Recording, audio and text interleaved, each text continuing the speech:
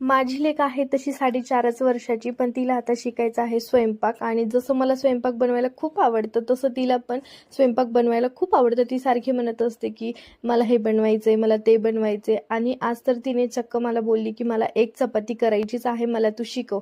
आणि मग शेवटची जी चपाती होती तर मग मी तिला बनवायला दिली आणि तिला म्हटलं की असं असं बनव. ज्या पद्धतीने मी सांगितलं त्याच पद्धतीने बनवली. भलेही तिने गोल केली नसेल, पण तिने थोडंसं वेगळं काहीतरी लाटलं. म्हणजे तिच्या पद्धतीने तिचं जे 100% बेस्ट तिला द्यायचं होतं तिने ते दिलं.